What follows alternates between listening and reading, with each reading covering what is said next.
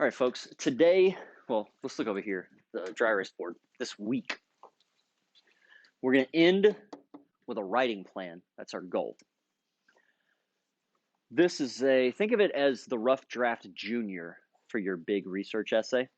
It's going to be a one-page document where you explain, this is what I plan to argue. And then next week, we'll meet and we'll talk through your writing plan. In the days leading up to the writing plan, you'll complete an annotated bibliography. Raise your hand if you've done one of these before. Like a few of you. They're not that difficult, but they set you up. They help you research. Set up your research quite well.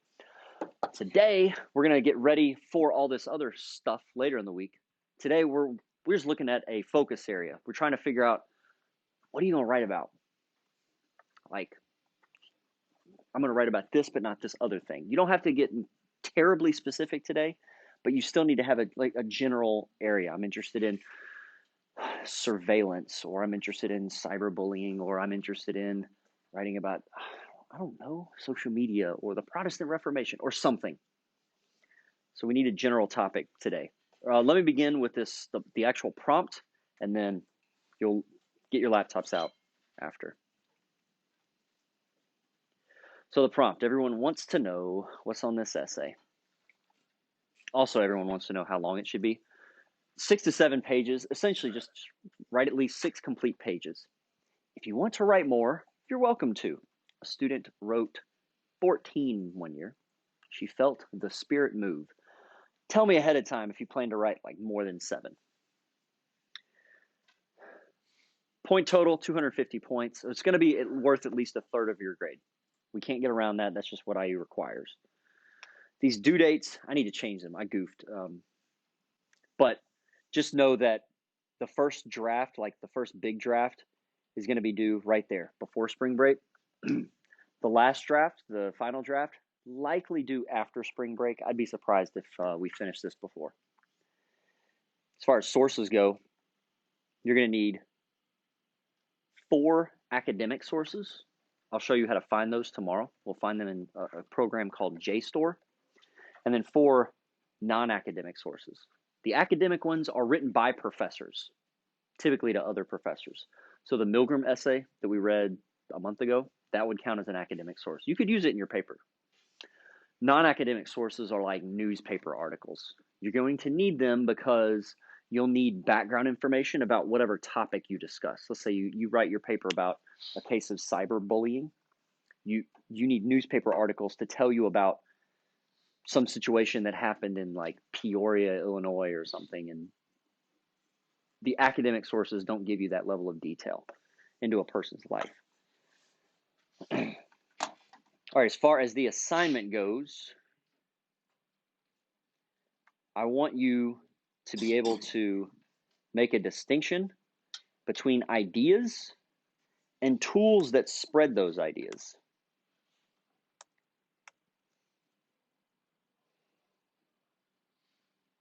Nope, that's not what I want. There we go. So we're used to writing about ideas, right? Here's an idea that influences people's outcomes. People who think that they are in charge of their life, like that they are responsible for their outcomes, typically have better outcomes than people who think that they're not responsible for their own life, that other people are responsible to provide for them, or something like that. So that's a way that an idea shapes human behavior, shapes an outcome. But here's the thing. The tools around us also shape our behavior. So you're writing about the tools around us. Could you start reading the assignment description?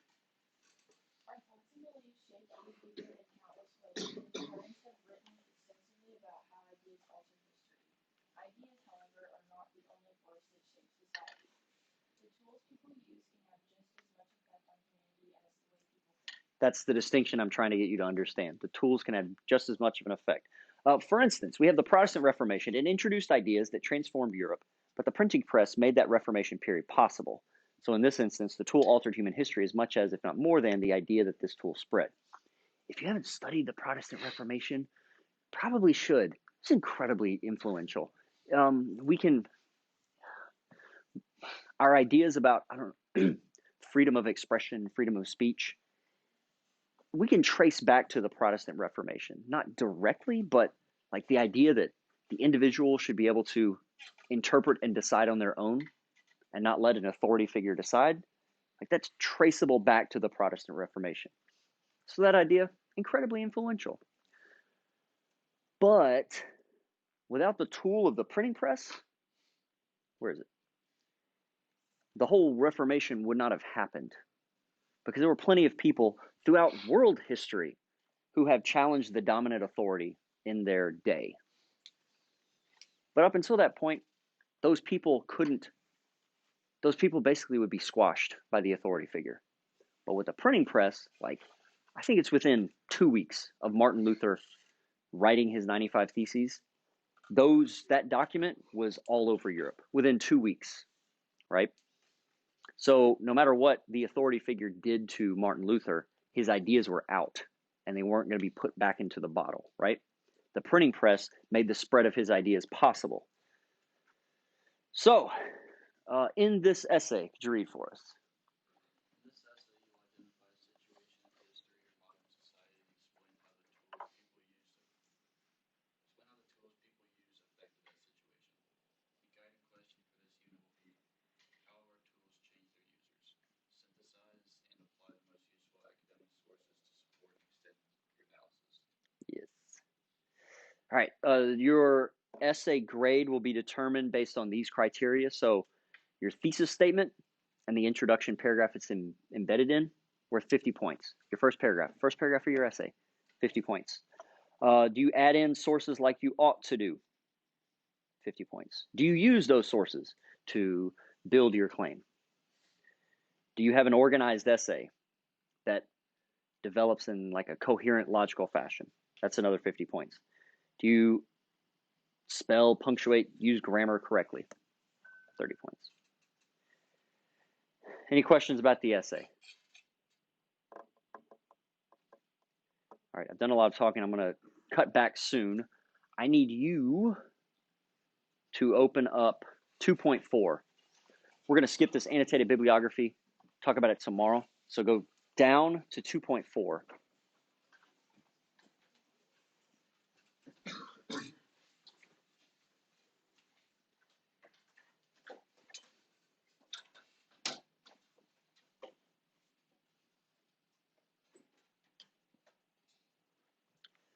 Once you've opened the Word doc,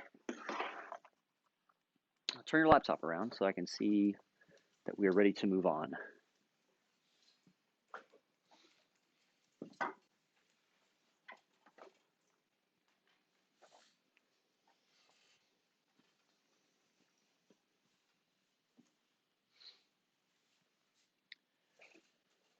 I see a few. Turn your laptop around so I can see that we are all ready to move on.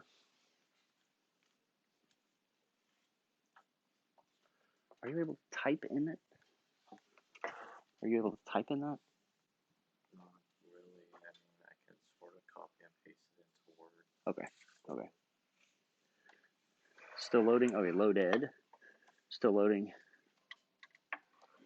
Okay.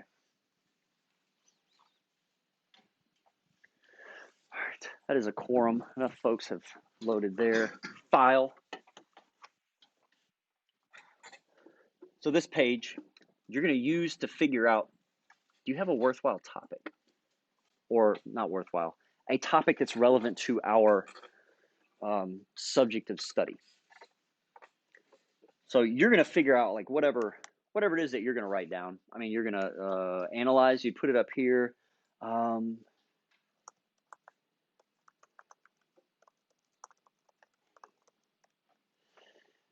I hope I spelled surveillance correctly. Anyways, you can write that down at the top. For me, I'm going to write down paper textbooks versus devices in classrooms. To make it more specific, I'll put at HSE schools. Right? This is a potential topic. So you don't have to have a this versus that in your topic. But this one just lends itself to, talking about the benefits and the weaknesses of digital devices. By the way, just curious, raise a hand. Who prefers learning from the laptop versus learning from a textbook? One, two, a few hands. Okay. What about the device makes it useful for you? I don't want to call out names because of this. So, yeah. Just makes it easier to like carry everything around instead of carrying around like 2 or 3 textbooks and just have it all digital. Okay. Who prefers the paper ways of doing things? Why would you say that? Because if let's say you're working on an assignment, it's not going to delete out of nowhere. Like even if you save it, sometimes things delete, so it's like reliable that it'll stay safe. So you've had a problem with things being deleted. Yoinks. Okay. So as you think through your topic, you need to answer these questions. You're not going to answer every question for your topic. If you only answered half of them, you would have an excellent topic. Now, if you go through these questions and can't answer a single one, you probably have an irrelevant topic. So for this topic, paper textbooks versus devices. So devices in classrooms, do they amplify an idea? Now, I could answer this, but I'd rather you think about it. Do devices amplify your ideas? Yeah. Okay.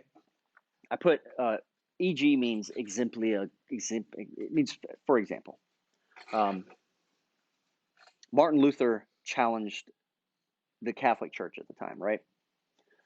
The printing press amplified his challenge because it spread his ideas to whatever number of tens of millions of people, right? So in this case, I don't think your laptop is going to spread your ideas to tens of millions of people, but does it somehow amplify ideas, act as a bullhorn? Or could it? What say you?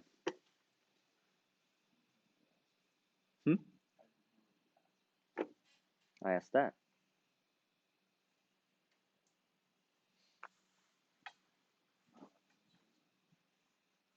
Well, I'm talking about devices in classrooms. So Israel, have devices in classrooms like amplified ideas, student ideas?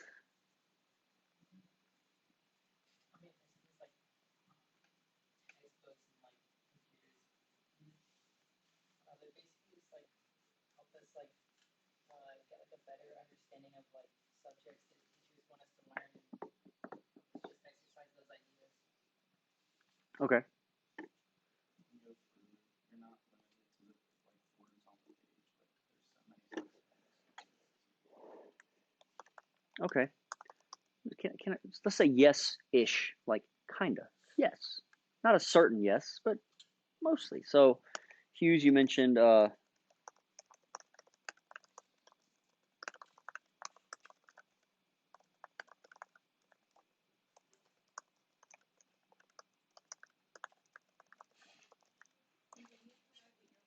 no, I'm just providing this as an example. And what was your point? They help us like exercise like certain ideas that teachers want us to learn. What do you mean by exercise ideas? Like think through? yeah, like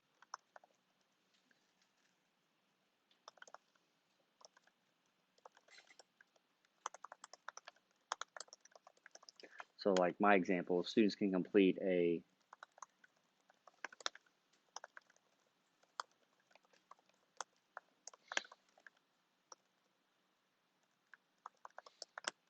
that could happen. Yeah. Now, having devices in classrooms, has it changed relationships? Like the way students interact with teachers or students interact with each other? I'm just going to say it has. Devices have. But how? The students communicate with the teacher about learning anything they can email them.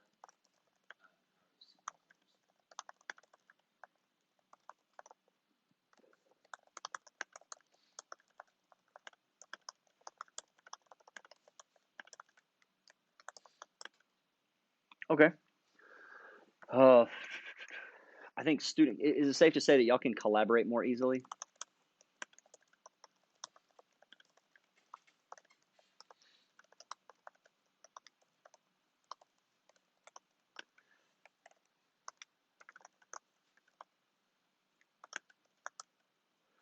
I know this example never happens with you. You never do this, and especially never in my class. But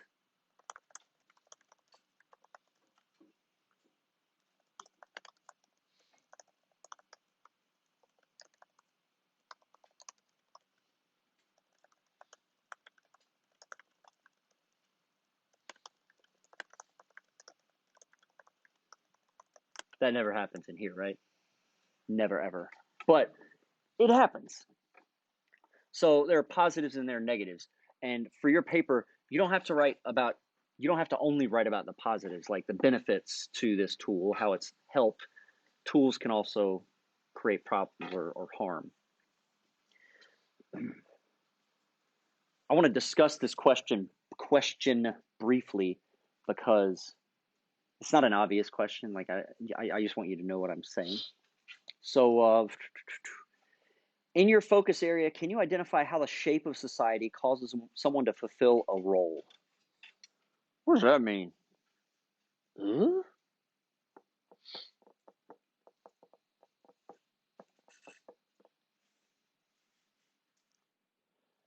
Venture a guess.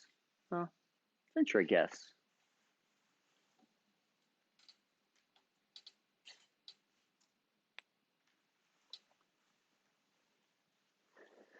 Let yourself be wrong.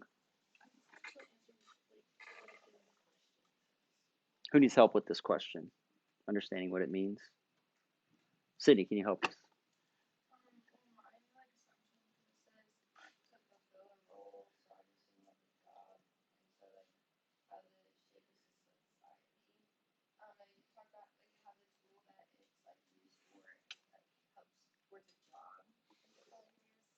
For your example, like I guess like textbooks or like tool for like to get Mm-hmm. information Mm-hmm. is like our assignments like this tool is necessary, like how this helps us like finish our like ultimate job, our assignment.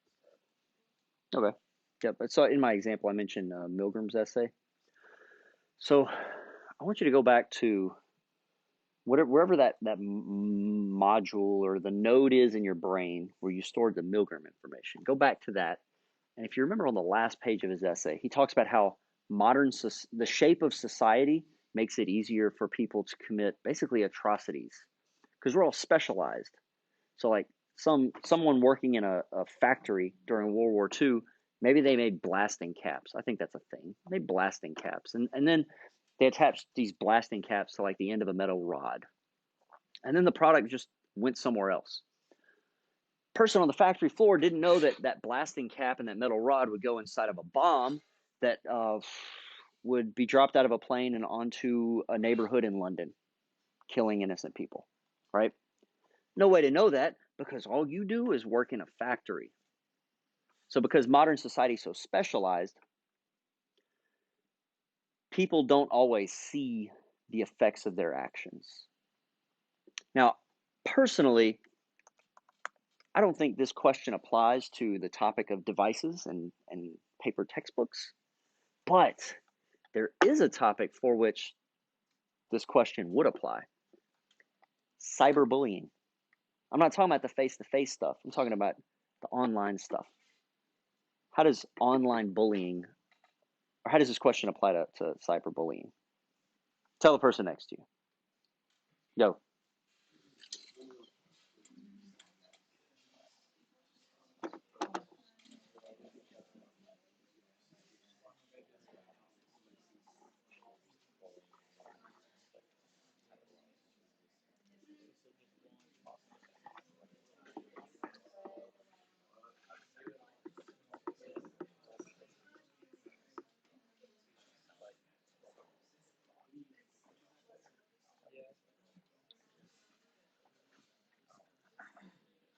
All right, bring it back. Cyberbullying How does this question apply to it? You just said like, I don't know if this really answers the question, but it like allows people to bully more easily, like less consequences. Just like the person adding the blast caps to the bomb. I assume that's a thing. Anyways, that person doesn't see the effects of their actions. Cyberbully doesn't see the effects of their actions. And so that distance makes bullying more prevalent, maybe the right word, or makes someone more audacious. They'll say something that you just say it on your device, but you won't say it to my face, right? Anyways, it has to do with the shape of society. Here we have a few questions that I don't know if the devices topic applies, but it doesn't have to. But there are other topics that do apply to these questions. I'm throwing out these topics not because you have to write about them, but I just want to give you ideas. So one of them, somebody can write a paper or papers about the prevalence of Siri and Alexa. And there's got to be a paper that one could write about the prevalence of Ring doorbells. Amazon owns Ring, right? Amazon stores all the video of Ring, of your doorbell. And I think police departments can get a warrant to have the video from your doorbell pulled off of Amazon's cloud servers and used in a court case. So it's almost like we're volunteering for a surveillance state. In fact, you can like set up the Ring doorbell so that I believe you can set it up so that police departments can just look in on your on the video feed when they want. I think that's a feature, but I do know police are using the video feeds from Ring doorbells to solve cases. Now that's us signing up for like that ever-present surveillance kind of state.